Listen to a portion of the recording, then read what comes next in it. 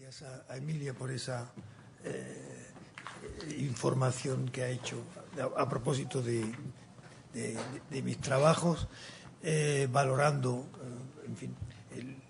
el esfuerzo que uno ha ido haciendo a lo largo de una vida, dedicada, en cierto modo, pues a intentar ayudar a cambiar una imagen negativa que existe sobre este mundo tan inmediato y tan vecino que tenemos al otro lado del Mediterráneo. La conferencia que me propuso el IEMED para dar en este aula, España más 5, jugando con ese 5 más 5, ahí quitamos, o sea, los 5 países mediterráneos europeos más los 5 de la orilla sur. En este caso es solo uno de ellos, España más 5, los 5 países magrebíes, interpretando las relaciones hispano-magrebíes en el siglo XXI. Yo advierto un poco de antemano que he pasado media vida en relación íntima con Marruecos, viajando mucho, dando clase en la universidad, en FEZ, viviendo allí, y eso me hace que la conferencia la voy a escorar un poco hacia Marruecos más que de manera equilibrada hacia los diferentes países. Pero es que también la relación hispano-magrebí está escorada enormemente de ese pie, cojea o lo contrario, de ese pie que es Marruecos, el vecino más inmediato. Por tanto, habrá desequilibrio en el tratamiento de los diferentes países, pero en cualquier caso intento hacer una mirada global sobre la cercanía y lejanía de los diferentes países y cómo condiciona de alguna forma pues a la relación que España mantiene. Aunque en el título y en la presentación de Emilia hace un momento se hablaba del siglo XXI en el que voy a situar mi conferencia, pero un poco por deformación profesional de historiador y un poco por la obligatoriedad de enmarcar, situar en una cadena, en una proyección en el tiempo en las relaciones hispano-magrebíes, es obligatorio hacer referencia al menos a las décadas inmediatas al principio del siglo XXI, las décadas finales del siglo, a la transición española y en algún caso a los tiempos de la independencia de los diferentes países, porque de una u otra forma durante la época colonial se dejaron algunas semillas o una vivencia o unas ausencias que naturalmente han condicionado luego el futuro de las relaciones. Quiero arrancar, claro, en el fenómeno que más ha marcado en este siglo XXI, en la quincena de años que llevamos viviendo, o un poquito menos, ese fenómeno revolucionario, convulsivo, que ha marcado enormemente la región y que condiciona y va a condicionar las relaciones con España y con el resto del mundo. Aunque, naturalmente, el resultado, 4 años después de los acontecimientos de la primavera árabe, deja un poco en suspenso con la frustración sumada a la rabia, digamos, la valoración de lo que haya ocurrido. Naturalmente el caso tunecino es el que da esperanza, a pesar de esos obstáculos tan tremendos como el atentado del Museo del Bardo y del Parlamento tunecino de esta semana pasada, que digamos que deja que da miedo naturalmente, pero quiere uno creer que naturalmente hay cosas que se han hecho sólidamente, y fui testigo hace 10 o 12 días, precisamente en Túnez, pues del abrazo entre Yad Ben Ashur, que fue el personaje que condujo la transición desde la presidencia de ese organismo de observación y de vigilancia de la revolución, que compuso una especie de parlamento transitorio en los tiempos de la transición, y el propio Rashid Ghannouchi, el líder del Nahda, de ese partido islamista que ha sabido encontrar, consensuar una vía de entendimiento con las otras fuerzas políticas para hacer una transición que, a pesar de los obstáculos, espero y confío en que sea modélica. Naturalmente, esa primavera árabe tuvo manifestaciones muy diversas, muy distintas, según los países. Las consecuencias son muy diferentes, y los resultados por el momento son a veces muy dramáticos en el caso libio. En el caso marroquí supuso una sacudida interesante que puso en marcha unos mecanismos que no dieron todo el resultado que se buscaba, pero bueno, se inició un camino. Y ya digo, en otros países todo está un poco en stand-by, como es el caso de Argelia, y Mauritania a su manera, con sus golpes intermedios, golpes de Estado intermedios, pero es un país que se mueve menos en razón también de su densidad demográfica y de su papel. Yo quiero remitirme, he hablado antes de que me iba a remitir a una historia relativamente inmediata, pero quiero dejar constancia en el arranque de la comunicación que el Magreb como tal ha tenido una vida muy anterior, y una vida más o menos común, aunque incluso en época romana había ya ciertas regiones que se dibujaban de manera diferenciada y que luego han tenido su propia historia y se han ido configurando espacios que han dado lugar o no a estados o a regencias, pero con una personalidad relativamente propia, pero a pesar de todo con vivencias comunes, con dominaciones comunes, con colonizaciones comunes, con una religión común, ese mundo de las zawiyas tan diverso, pero al mismo tiempo tan transnacional, ¿no? Como en el mapa que está sacado de un viejo libro francés de finales del siglo XIX sobre las cofradías en Argelia, y se puede ver, digamos, cómo hay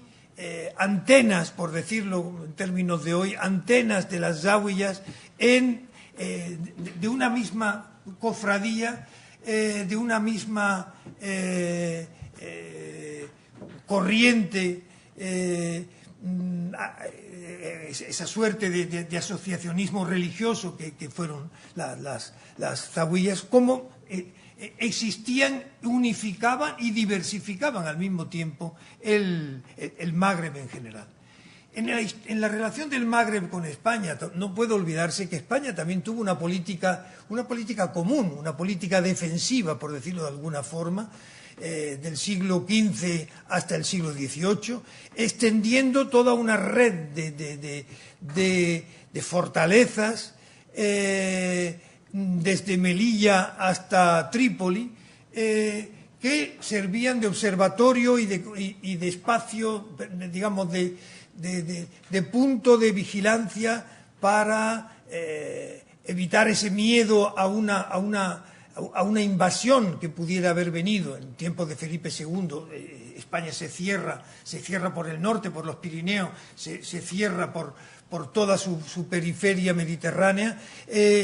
por el miedo a que el Imperio Otomano, que destaca en esa época, pueda lanzar una expedición que pueda llegar. Alguna pequeña llegó a Mallorca y algún pequeño lugar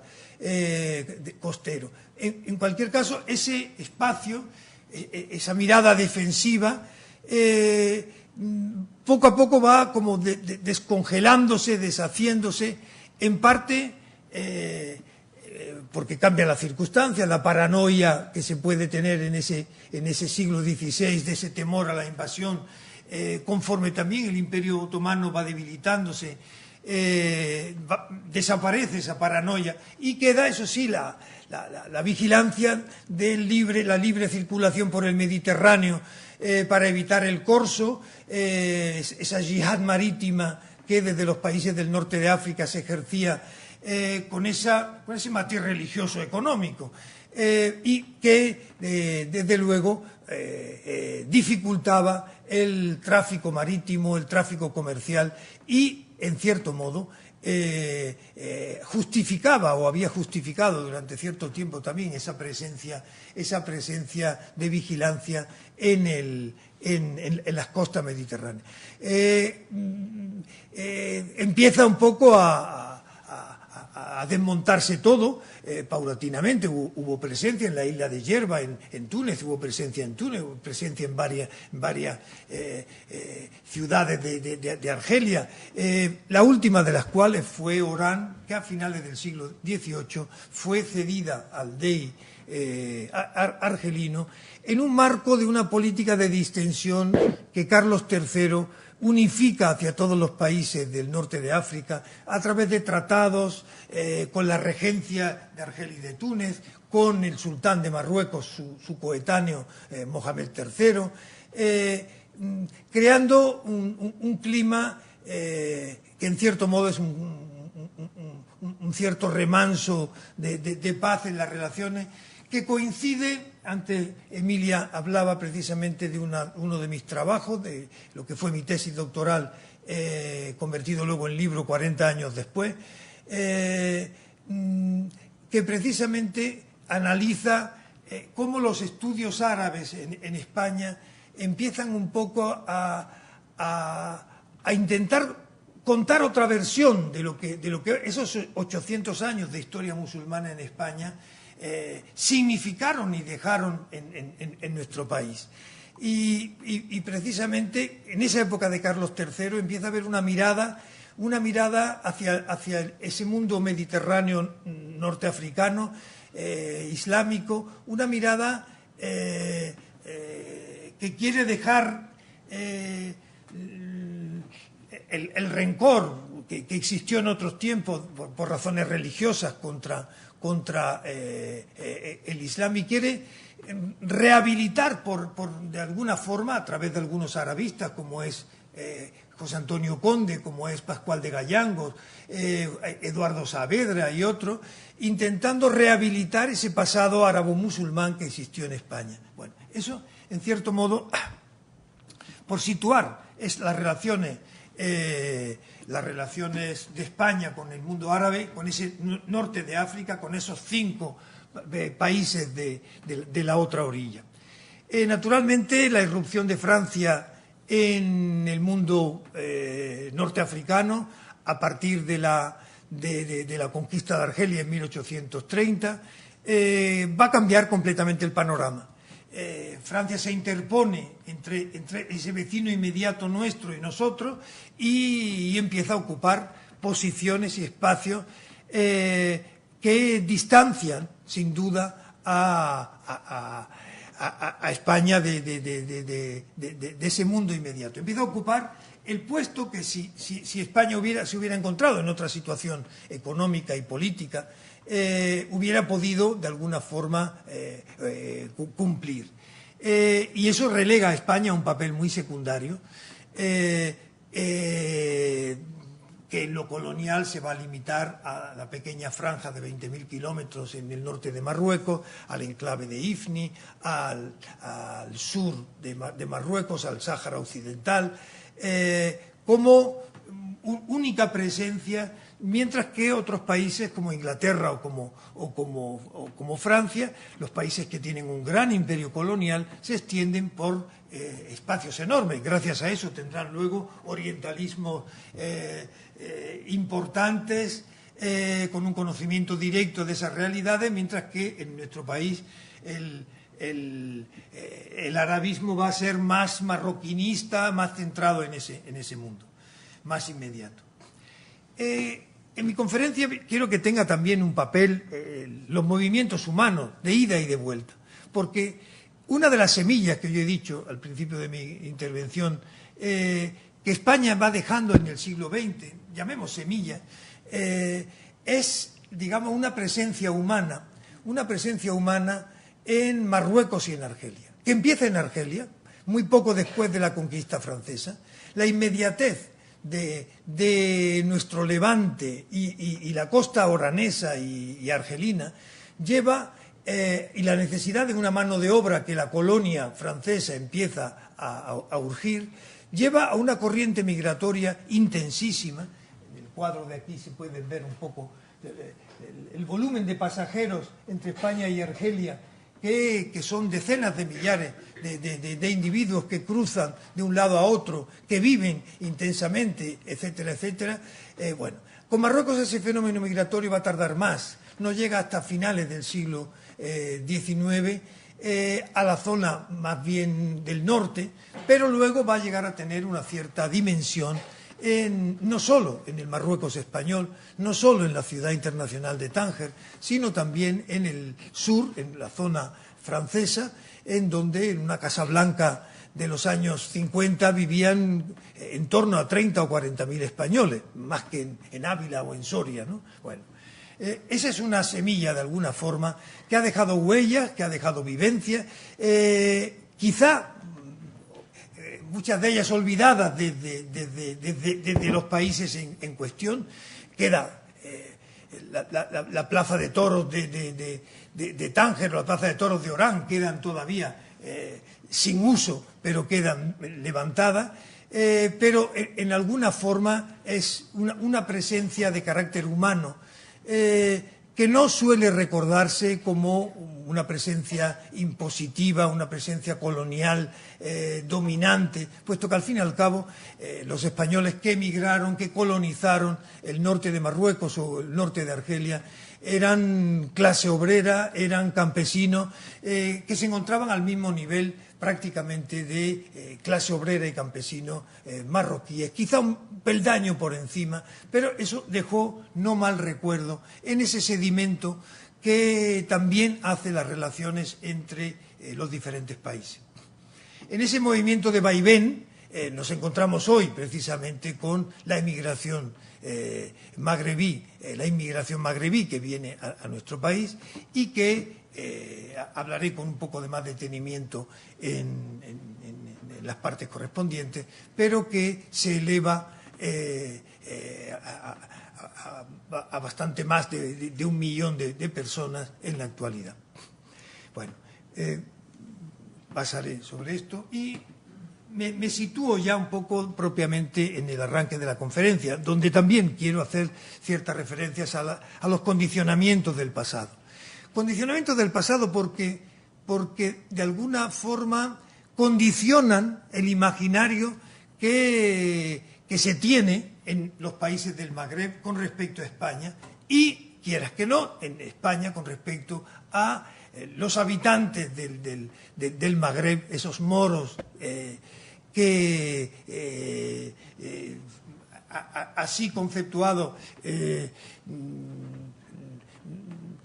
no resulta hoy una palabra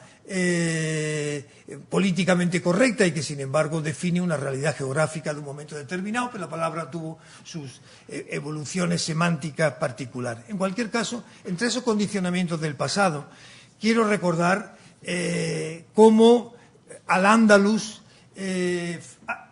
forma parte del imaginario magrebí y ha formado parte de un conjunto unificado en determinados momentos de la historia de lo que llamamos la Edad Media. Ha formado parte de una misma realidad, política y religiosa.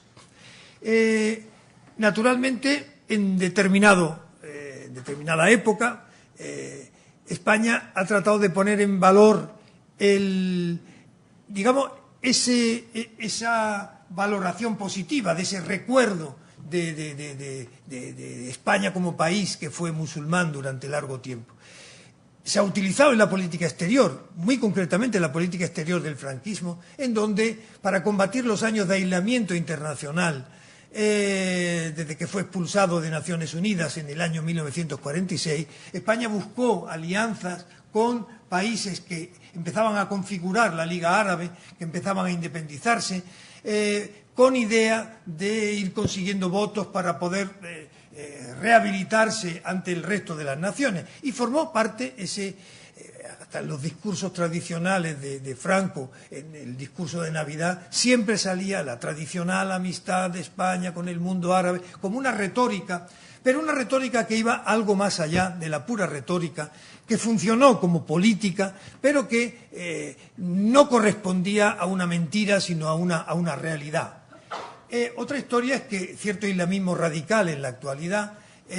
intenta utilizar también ese hecho de un al-Ándalus musulmán en otro tiempo, de esa España musulmana en otro tiempo, para reivindicarla y crear cierto pavor en el imaginario que en España o en Occidente se tiene respecto al mundo árabe. Un libro como este de Gustavo de Arístegui, La yihad en España, alarma mucho más de la cuenta sobre ese fenómeno. Es que le he dado donde no debía. Bien. Entre los condicionamientos del pasado, y con esto termino con el pasado, aunque me estoy alargando demasiado, estuvo ese protectorado en el norte de Marruecos, que ayudó a configurar ese imaginario español sobre el magrebí. Las guerras con Marruecos en el siglo XX fueron un poco diabolizando de alguna forma al moro como tal. Pero no todo fue despreciativo o negativo. Claro, el español sobre todo modesto, que tenía que ir a la mili, y no solo a la mili, sino a la guerra, a combatir en Marruecos, asociaba Marruecos con violencia, con guerra, con enfrentamiento, y todo eso ha ido configurando negativamente ese imaginario del moro. Pero también ha habido como me he referido antes, en la política exterior, no solo en la política exterior, ha habido una política dedicada a Marruecos, que creó lo que un antropólogo de aquí, de la Universidad de Barcelona, Josep Lluís Mateo Dieste, llama la hermandad hispano-marroquí, que era pues un cierto sentimiento solidario que entre élites del norte de Marruecos se creó en torno al papel que España desempeñó en unos años, una vez ya terminada el conflicto dramático del Rif en los años 20, sobre todo después durante la Guerra Civil y después de la Guerra Civil, creó un sentimiento que dejó una huella positiva de lo español en el caso de Marruecos. Doy un salto ahora mismo a esa primavera árabe, en donde España quiso jugar un papel que no pudo hacerlo, en parte porque le pilló en plena crisis. Y quizá tampoco había una política tan definida y tan nítida en estos últimos décadas con respecto al Magreb. Luego hablaré precisamente cómo la rivalidad entre los dos grandes países, hablo demográficamente del Magreb, que son Marruecos y Argelia, esa rivalidad interna ha llevado de alguna forma a que España deba jugar a equilibrio y, para no enfadar a uno, tener que hacer gestos hacia el otro, creando una política ambigua y no siempre bien construida. En cualquier caso, es cierto que, ocurrida la primavera árabe, España pensó en, ¿por qué no?, a la vuelta de un viaje. He aprovechado para poner una viñeta de Forges, donde mi propio departamento salía, Tuna de la Facultad de Filología Árabe de la Autónoma de Madrid, precisamente dorando píldoras de un viaje del señor Zapatero que hizo a pedir dinero al Golfo, pero que de vuelta hizo un gesto simpático hacia ese Túnez que en primavera árabe, y se entrevistó con el que hoy es precisamente Kaid Essebsi, el que entonces presidía el gobierno, ahora preside la nación, un personaje muy centrista, inteligente. En cualquier caso, como digo, España pudo haber jugado algún papel, pero, y he tratado de ponerlo en la misma viñeta, qué mala casualidad, entre los primeros recortes de la política exterior y de la política de cooperación, precisamente lo que cae es Túnez. La OTC, la Oficina Técnica de Cooperación en Túnez, se desmonta cuando más falta podía hacer, precisamente en un momento en donde falla el turismo, falla, lo que no quiere decir que no se haga nada, pero en cualquier caso un instrumento como era para la Agencia Española de Cooperación, tener una oficina técnica que pueda coordinar proyectos, no solo sobre democratización, sino también para animar un poco el cotarro en un país que sufre lo que está sufriendo y las dificultades. Bueno, a partir de aquí he hecho unos cuadros que voy a pasar un poco de ellos, pero decir simplemente lo que quería decir. Yo voy a dejar el PowerPoint, lo dejo aquí en el ordenador por si a alguno le interesa, porque hay algún dato que otro que puede ser interesante. Estos son unos cuadros, estos dos de esta viñeta y la siguiente, de una base de datos que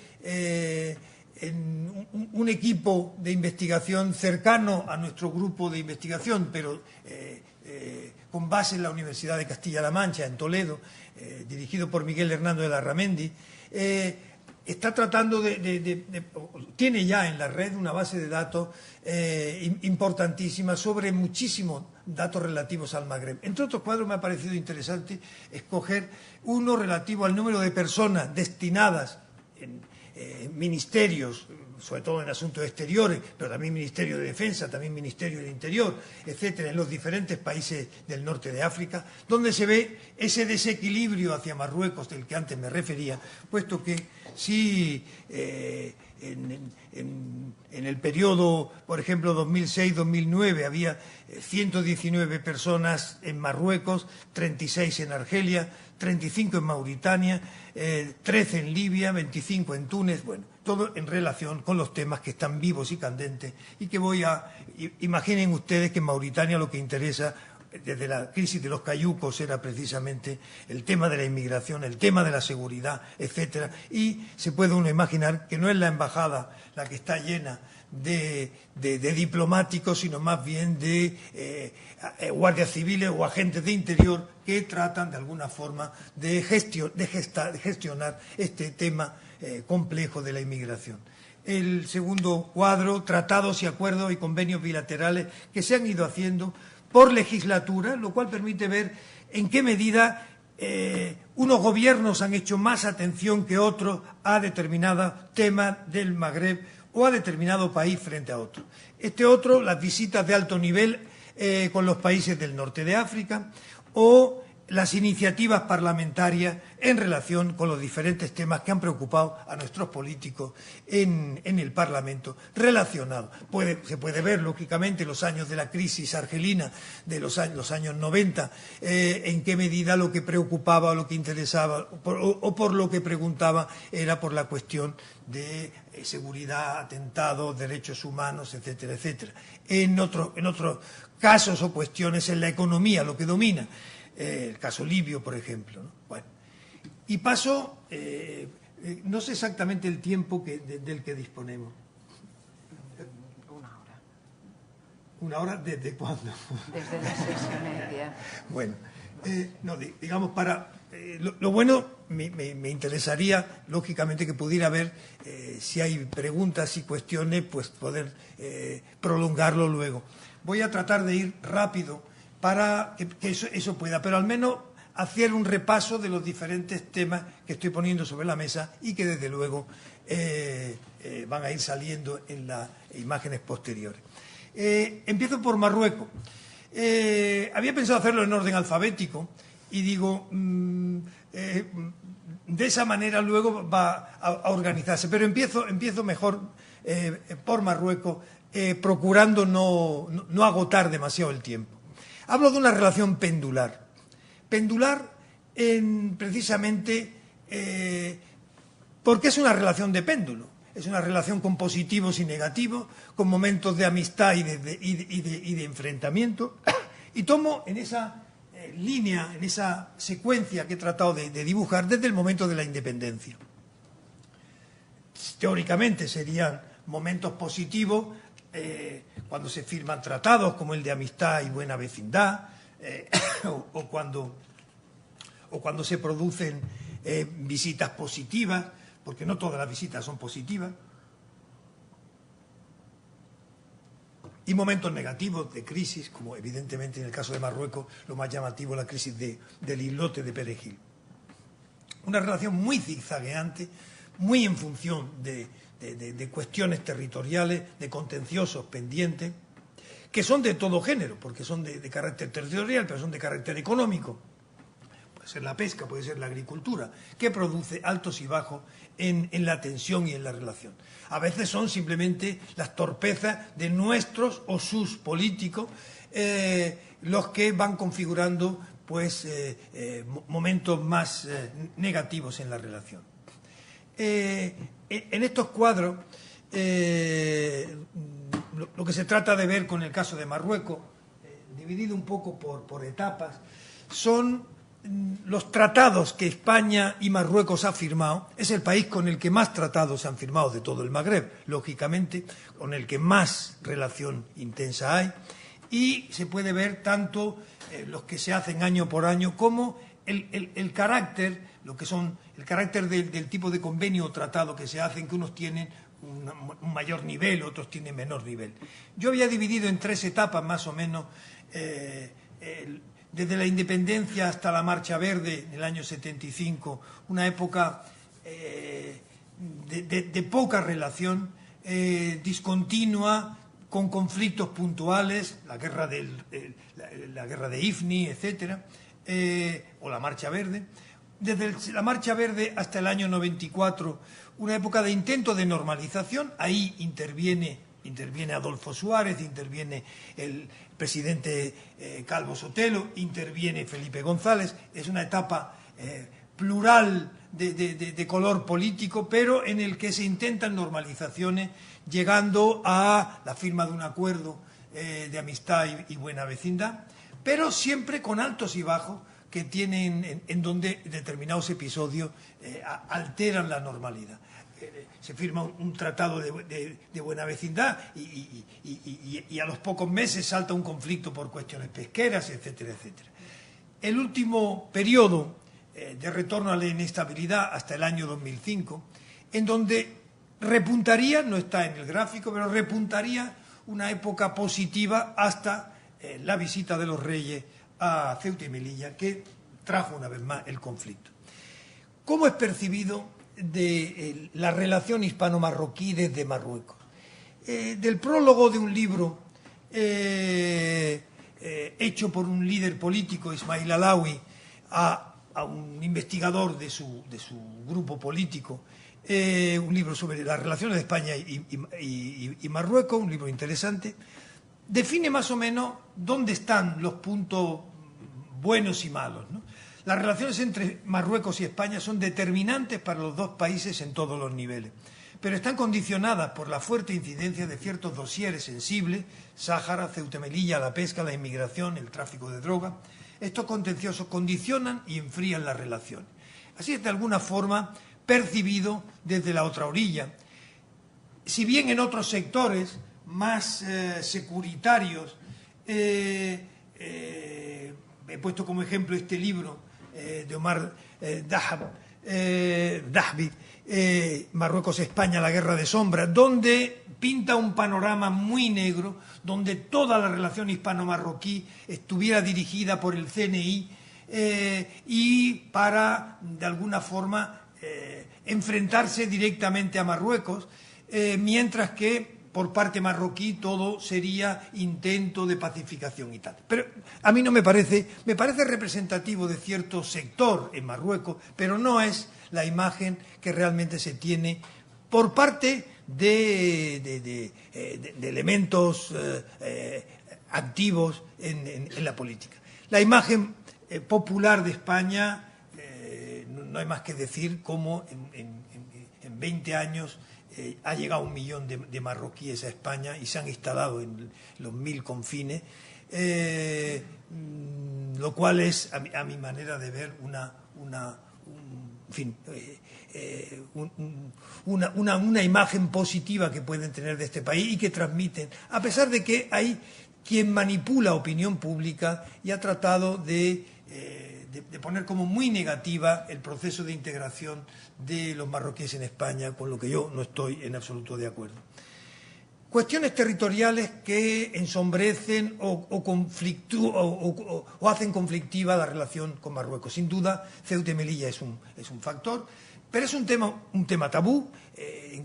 Aunque las relaciones estén en buen momento, aunque haya reuniones de alto nivel donde se tratan todos los temas posibles, siempre se omiten o se dice, no, de Ceuta y Melilla no hablamos. Un tema que queda, digamos, sobre el que no se quieren pronunciar en esta orilla, sobre el que Marruecos sí que se pronuncia en el sentido de la reclamación de las ciudades. Pero España, plantearlo, nada más que hablar de ello, es como cuestionar la posibilidad de que pueda haber una solución diferente, bien en un sentido o en otro, puesto que salida, la historia colonial ha dado múltiples salidas y camino a la resolución de contenciosos de este género. Evidentemente, ha sido un territorio al que nuestros presidentes no han querido ir. No han querido ir por miedo a ser malinterpretados por Marruecos, ¿no? Y, sin embargo, creyéndose ya en el presidente Aznar sí fue, pero como presidente de su partido y no para hacer campaña electoral en el año 2000, pero no como presidente de gobierno. Es difícil, siendo presidente del gobierno, hacerse pasar solo por presidente de su partido. Bueno, naturalmente eso trajo cierto malestar en Marruecos. Pero creyéndose en el mejor de los mundos y que las relaciones ya estaban solucionadas y maduras para siempre, en época del Ministerio de Asuntos Exteriores de Miguel Ángel Moratino, se hizo una visita de Zapatero a la ciudad de Ceuta y Melilla que pasó casi desapercibida. Pensando que las cosas seguían, que eso era el ejemplo de que todo iba bien, fueron los reyes de España a Ceuta y Melilla y aquello fue percibido como la provocación. Una provocación, se retiró el embajador y se crearon una etapa de tensión bastante fuerte, de la que costó, de alguna forma, irse remontando. Bueno, o la época cuando se votan los estatutos de autonomía en las dos ciudades, lógicamente eso reafirma, constitucionaliza de alguna forma la presencia de esas ciudades en el territorio, en el marco de la Constitución española. Eso también plantea Pero la cuestión de Ceuta y Melilla ha tenido también etapas, yo diría, cómicas, como cuando Fraga, en el momento de la transición española, a través de su protopartido, todavía no tenía un partido político, todavía no se había fundado Alianza Popular, prepara un libro blanco sobre la reforma democrática. Y en él se dice que Ceuta y Melilla, lo lógico, en una España democrática, está a punto de llegar, una España democrática, pasarían a Marruecos. Bueno, la que se monta, pueden ustedes imaginarse, precisamente siendo Fraga Iribarne el personaje, le quitan la medalla de hijo adoptivo de las ciudades, tiene que desdecirse, etcétera, etcétera. Bueno, lo digo a efecto de que las realidades son complicadas, complejas, evolucionan, etcétera, etcétera. Otro tema conflictivo que estorba mucho en la relación España-Marruecos, y estorba mucho porque al convertirlo Marruecos en su causa sagrada, entre comillas, en su causa nacional más importante, quiere condicionar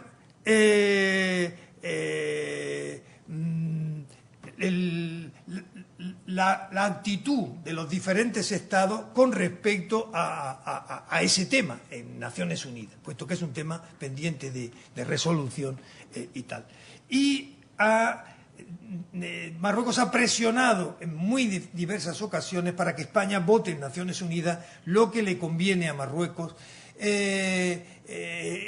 llevándolo en una dirección favorable a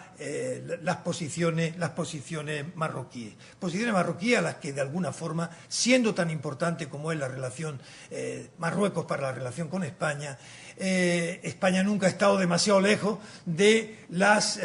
posiciones que Marruecos plantea. Y aunque Felipe González estuviera en la fundación de la RAS, de la República Árabe Saharaui Democrática, en los campamentos de Tinduf en el año 76, cuando llega al gobierno lo primero que hace es bajar el tono en ese pro-saharauismo y encontrar una política más realista, una política más, digamos, pragmática para evitar precisamente el enfado de Marruecos, que tiene resortes, naturalmente: presión sobre Ceuta y Melilla, presión sobre el tema agrícola, presión sobre el tema pesquero, etcétera, etcétera. Bueno, el caso Aminetu Haidar o el caso del campamento desmantelado de Dimezik, con toda la polémica que hubo sobre la prensa española y el papel que tuvo allí, viciaron muchísimo las relaciones en aquella coyuntura. La pesca, cada vez menos, en la medida en que al multilateralizarse la cuestión pesquera dentro de la Unión Europea, es un tema europeo, no es un tema exclusivamente español, ya no tiene la incidencia que tuvo en la época de España antes de la Unión Europea, de la presencia en el mercado común. En el tema agrícola, los tomates, cada año una cuota mayor de tomates, aunque cierto presidente catalán, hoy en entredicho, dijo una cosa muy sensata en un momento determinado respecto a Marruecos y respecto a la agricultura de Marruecos. Si no les dejamos que exporten sus tomates, pues tendremos que dejarles que exporten sus seres humanos. Lo decía de una manera un poco más fina que de esta manera, pero evidentemente hay una relación muy directa entre el egoísmo a veces de la Unión Europea en unas cuotas muy cerradas de determinados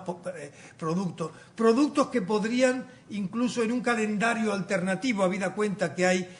un tempo diferente de producción en unos campos y en otros. Bueno, la solución siempre la encuentran los negociantes, y es ir a sembrar a Marruecos, que es lo que al fin y al cabo la agricultura española, los de Murcia, de Almería, pues están en Larache, están en Alcázar Quibir, están en el Lucus o en el Cebú, en el Garb, cultivando fresas y haciendo otras cosas, y no sé si haciéndolas pasar por productos europeos, pero en cualquier caso sus trucos tendrán para digamos que el tema ya no es tan conflictivo como pudiera serlo en los años 80 y en los años 90. El tema de la inmigración, evidentemente, es un tema para ser tratado de manera más específica, pero hay una curva de desarrollo muy importante que naturalmente la crisis la ha terminado afectando, a pesar de aquella campaña que no sé si llegó aquí a Cataluña, del Ministerio de Asuntos Sociales, incitando a la gente a marcharse, y naturalmente poco seguida por parte de la inmigración, aunque muchos no han tenido más remedio que hacer la maleta y esperar, renovando sus papeles, a que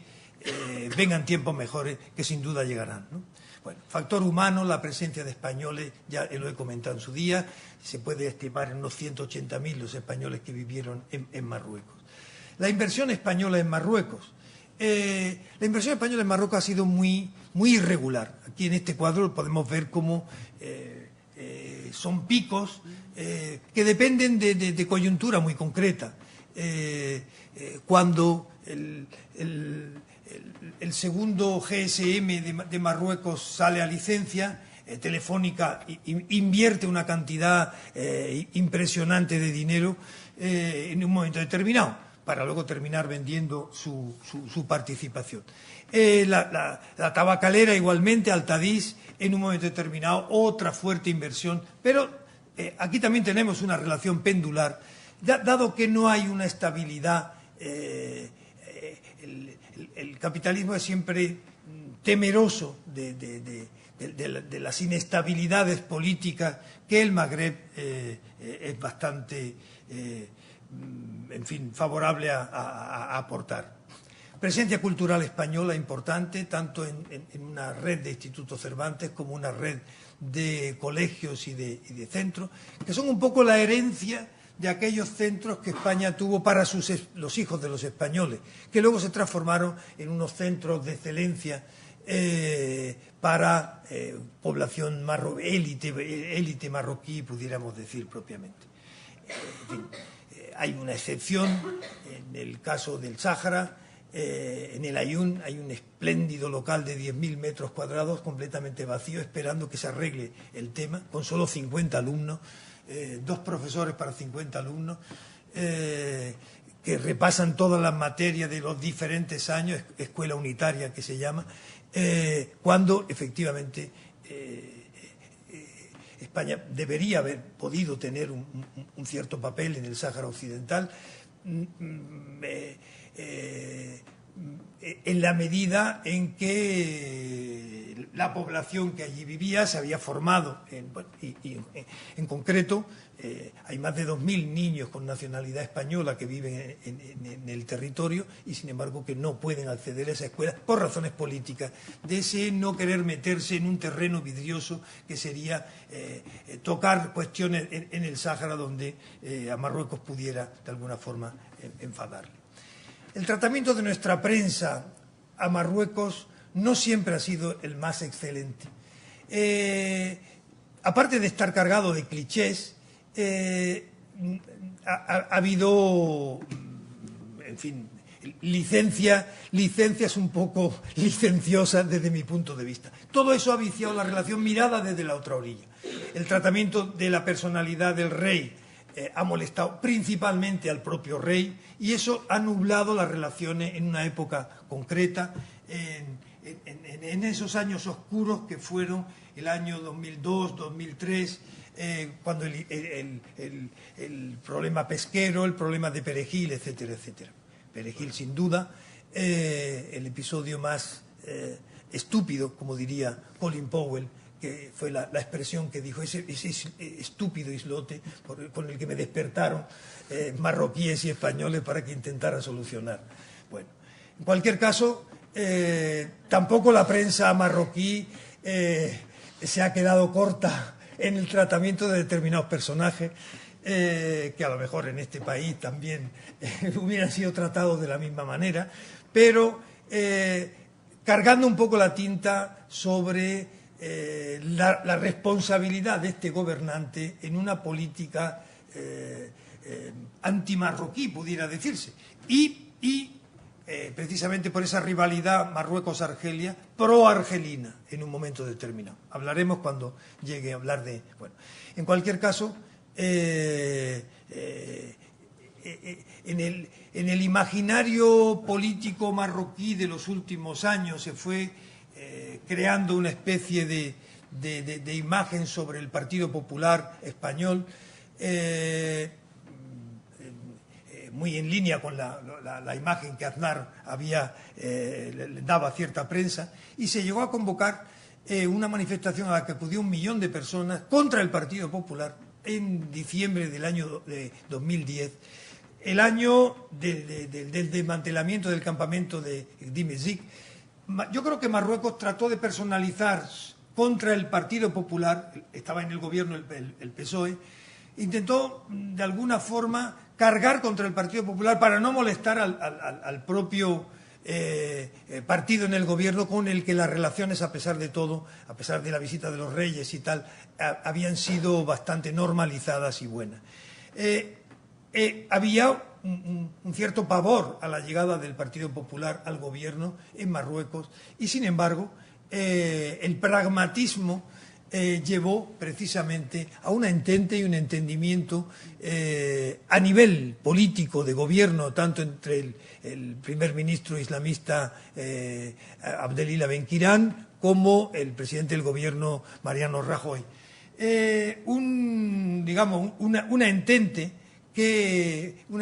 positiva que ha coincidido en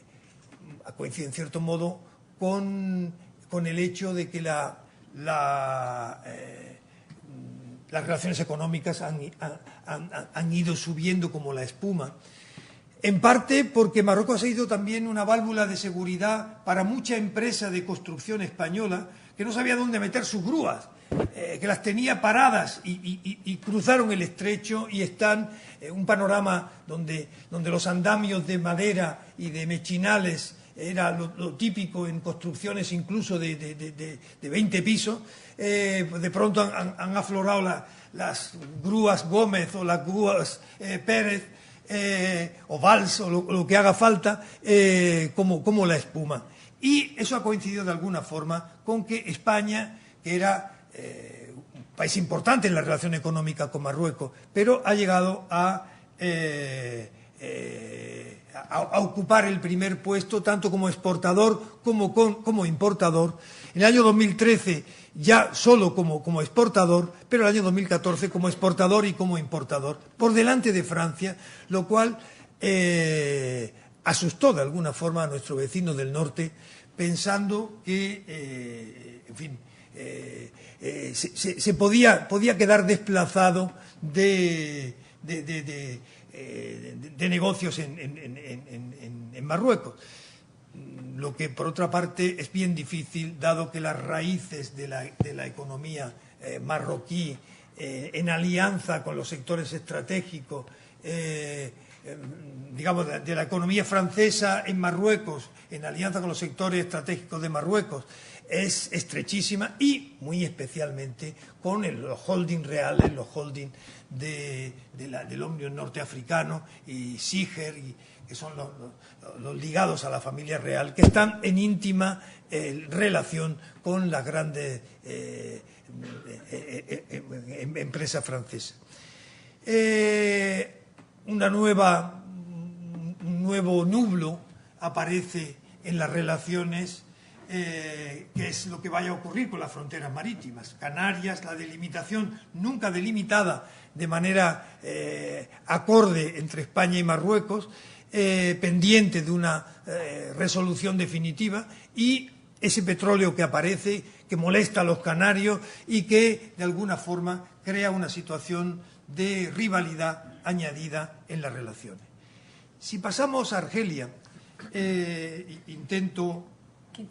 en 15 minutos, me perdonen los argelinos y los mauritanos y los libios y los tunecinos por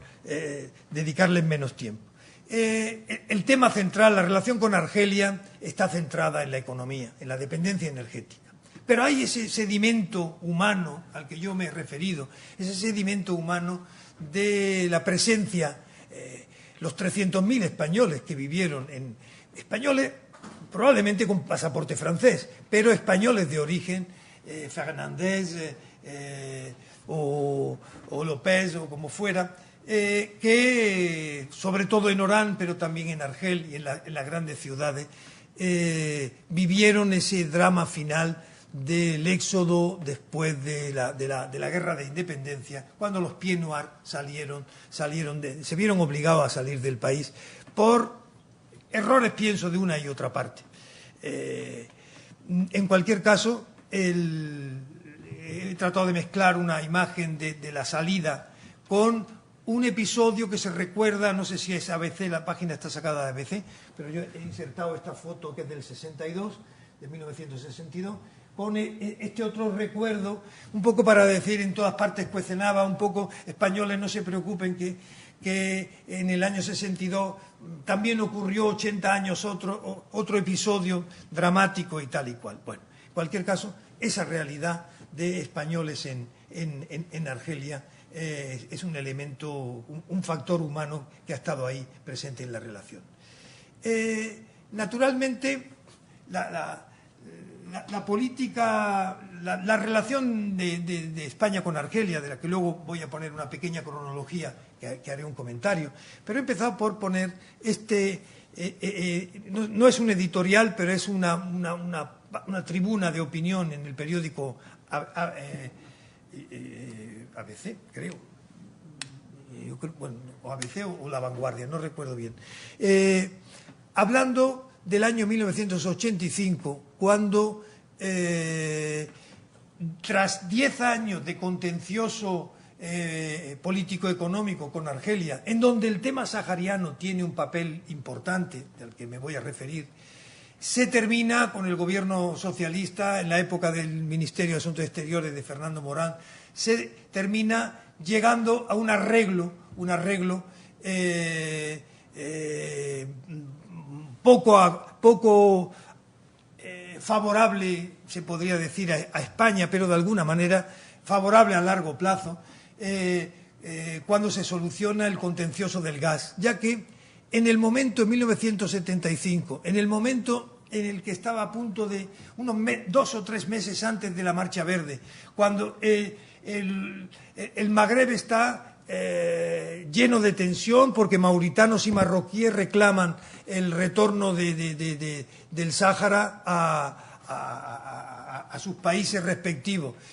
Argelia intenta sabotear lo más posible la posibilidad de que Marruecos y España se entiendan con el gobierno final ya de Franco. Y los ministerios españoles se dividen entre los pro-marroquíes y los pro-argelinos, de alguna forma. Y se termina firmando un convenio por el que se acepta comprar unas cantidades que España no podía de ninguna manera asimilar, y unas cantidades de gas natural, por no recuerdo exactamente el número de años, y las cantidades que no sean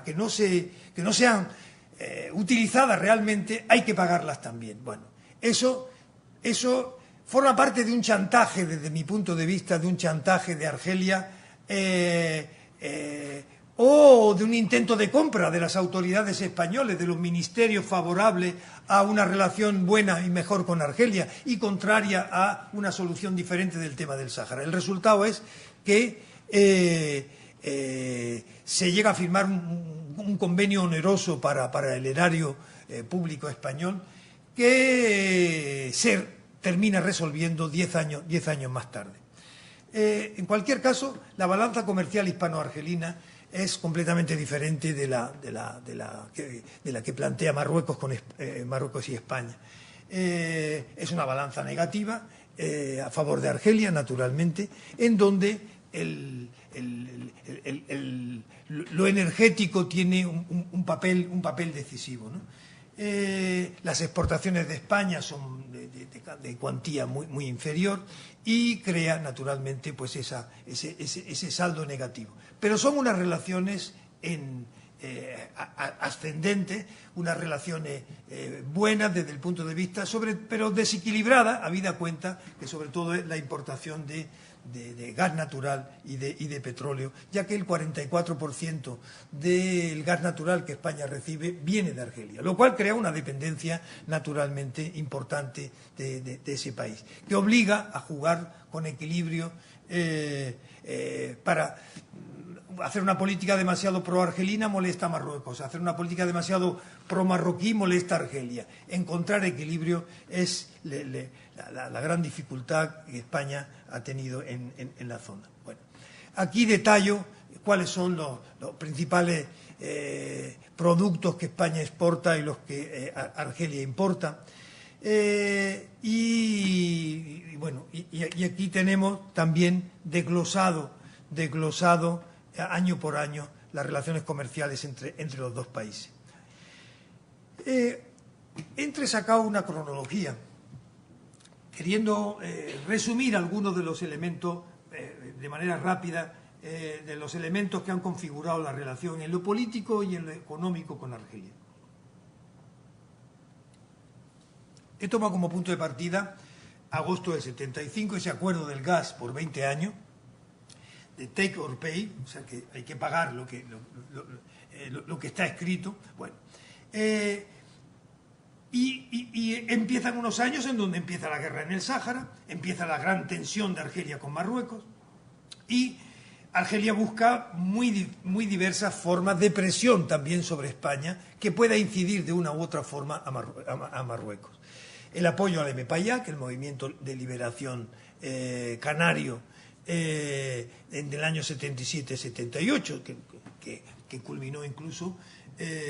con un atentado que ciertos servicios de seguridad españoles montaron contra la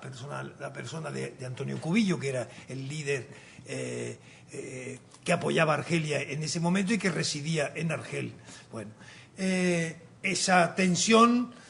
naturalmente, los argelinos pedían en los diversos foros, en el foro de la Unión Africana o en el foro de Naciones Unidas, querían pedir que Canarias fuera considerado territorio no autónomo y, por tanto, por descolonizar, lo cual pues suscitó, como pueden ustedes imaginarse, las iras en el Ministerio de Asuntos Exteriores, y llevó incluso a la retirada de embajadores y a esa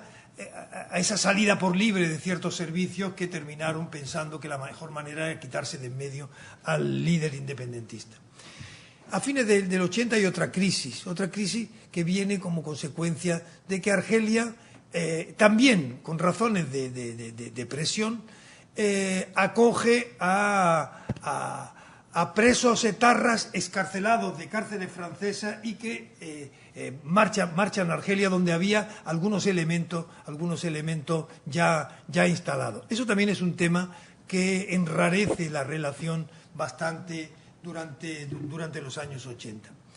En uno de los gobiernos, el año 1991, no sé si el tercer gobierno de Felipe González, se concibe un proyecto que pretende de alguna forma encontrar ese equilibrio buscado entre Argelia y Marruecos, y es hacer pasar un gaseoducto desde Argelia por Marruecos para llegar a Andalucía y digamos, servir para la evacuación de ese gas natural que España intensifica su compra a Argelia. Ese gaseoducto euromagrebí se hace realidad en el año 1996 y cumple una función importante de cara a España, pero sin embargo no cumple la función que se buscaba, pacificadora, normalizadora en las relaciones con respecto a Marruecos. Tanto es así que unos años más tarde, durante el gobierno de mayoría absoluta del presidente Aznar, se busca una relación, de intensificar la relación con Argelia, haciendo un segundo gaseoducto que vaya directamente desde Benicef a la costa almeriense, saltando, es decir, sin pasar por Marruecos, y que, digamos, ha tardado tiempo en ponerse en funcionamiento, pero que se inauguró en abril del año 2011. En cualquier caso, también España ha buscado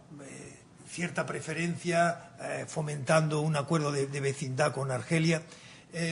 precisamente para, una vez que se había hecho el acuerdo de buena vecindad con Marruecos, para tratarlo de la misma manera y que no hubiera una descompensación con respecto a Marruecos. Bueno, en cualquier caso, estos son algunos de los hitos que yo me ha parecido importante señalar. Aquí está la imagen de los dos gaseoductos, en azul el que pasa de Tánger a la línea de la Concepción, y el que va desde Benisaf hasta Almería. Si saltamos, tratando más rápidamente todavía posible la relación España-Libia, una diplomacia pragmática y marginal, marginal relativamente, porque también en lo económico es y ha sido importante la relación. Y a pesar de ser una diplomacia relativamente marginal, España ha cumplido un cierto papel importante en determinados momentos de la normalización de Libia. Entresacando de este libro Estudios de caso de la política exterior española hacia el mundo árabe y Magreb, en Libia, este autor, Jesús Jurado, señala el pragmatismo franquista como el gobierno de Franco, que había tenido buena relación con el rey Idrís en la época monárquica de Libia hasta el año 69, la quiere seguir teniendo con el gobierno de Gaddafi, y el primer gobernante occidental que viaja a Libia después del golpe de Gaddafi es precisamente el ministro español de Asuntos Exteriores, Gregorio López Bravo. O el primer banco extranjero que se autoriza en España es el Banco Libio, el Ares Bank, con un 30% de inversión libia. No olvidemos que en los años de la transición española, determinados partidos andalucistas, Rojas Marcos, o protoislamistas como la Junta Islámica de Mansur Escudero, recibieron dinero de Gaddafi, hicieron sus viajes y sus visitas con el líder libio, y de alguna forma pues hubo sus coqueteos para tener una cierta influencia que nunca pasó a mayores propiamente, ¿no? Hablaba de López Bravo, pero precisamente Fraga, siendo presidente de Galicia, en el año 1998 viaja, es el primer gobernante occidental que va a Libia a comenzar a normalizar unas relaciones que Libia quiere hacerse socio. Después de la guerra de 1991, la guerra del Golfo de 1991, Libia, Gaddafi, que tuvo un papel bastante moderado, casi se podría decir pro-occidental en aquella crisis, sin embargo, siguió estigmatizado durante largo tiempo. Había un embargo sobre Libia, que precisamente un embargo político y un embargo económico. Y precisamente Fraga será el que rompa ese hielo, iniciando una cadena que luego llevará precisamente a otros gobernantes occidentales a intentar hacer negocio y no pingües, precisamente, en el caso italiano, con el líder libio. En este cuadro se puede un poco ver las visitas oficiales y las iniciativas parlamentarias sobre Libia en las legislaturas españolas, que prácticamente son bastante escasas, pero en la última legislatura, la legislatura del 2008 al 2011, la primavera árabe, la guerra civil en Libia, llevó a poner un poco en candelero la relación con este país. Mientras que en otro tiempo eran cuestiones energéticas las que habían sido más importantes. Bueno, a manera anecdótica, comento cómo el primer Congreso Mundial sobre el Libro Verde se hizo en mi universidad, en la Universidad Autónoma de Madrid, y el líder máximo habló por un satélite, por entonces técnica muy moderna, habló con los asistentes y tuvo un diálogo con los asistentes, que estaban analizando la gran densidad humana, moral y profunda y política de su libro verde, que no sé si ustedes han tenido ocasión de leerlo, pero, en fin, ya hoy es historia y, por tanto, más vale no recordarlo. En cualquier caso, como he señalado ahí, lo que he comentado anteriormente, el embargo energético ocupó los años 90 y digamos, es el tema militar el que de alguna forma lo pone en candelero en los últimos tiempos. Los flujos comerciales son tan desequilibrados como en el caso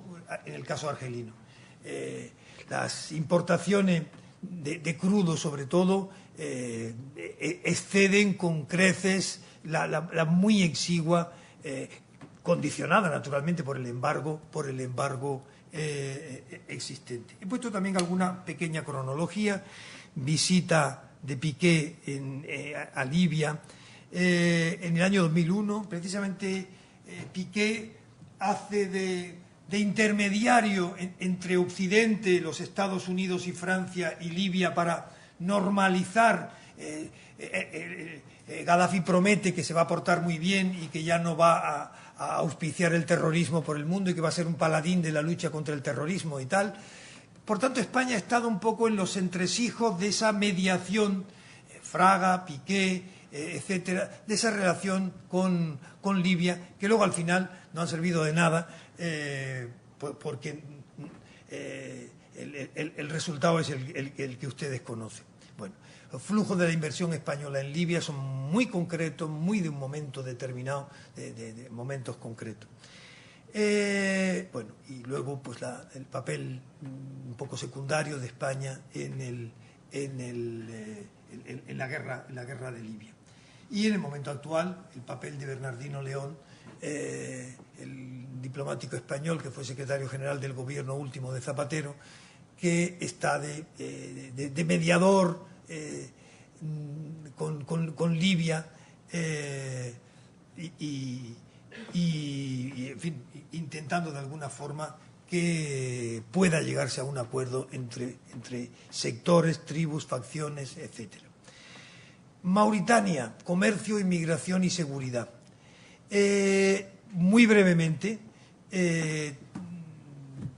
la vecindad con Canarias es un elemento clave. La crisis de los cayucos en el año 2006-2007 marca una inflexión que obliga a una intensificación de la cooperación política, pero la relación comercial, aunque ascendente, es infinitamente más reducida que la que pueda haber con respecto hay, digamos, una balanza comercial favorable a Mauritania, pero escasamente favorable por el tipo de comercio que se plantea. Hay también un detalle de la relación dividida entre la relación de cooperación, el papel de las comunidades autónomas, el papel del Estado, de la agencia de cooperación, etcétera. Y llegamos, para terminar, a Túnez, y me disculpan un poco si me he prolongado más de la cuenta. Ese Túnez, dos países lejanos y cercanos, en donde naturalmente la relación comercial es muy escasa, la balanza comercial es negativa para Túnez, y la inversión española es reducida. El hecho de que Túnez haya vivido del turismo en los tiempos de bonanza hace que sea que tenga cierta rivalidad entre los tour operators españoles y tunecinos, y de alguna forma los tour operators españoles estuvieron encantados cuando surgió la primavera árabe, porque supuso miedo en la población a viajar en el turismo hacia esos países, y hubo mucho turismo que se desvió hacia, lo cual es muy poco solidario, y no digamos la crisis actual a donde pueda llegar, ¿no? En fin, con esto, y siento un poco, ya he comentado un poco al principio cómo España quiso poder jugar un pequeño papel en el principio de la primavera árabe, pero no estuvo a la altura en el caso tunecino, donde, en fin, las relaciones por lejanas y que están dominadas en cierto modo por el mercado francés, que es casi dueño del país, se hacen un poco difíciles. Y nada más, discúlpenme un poco la tardanza. Gracias.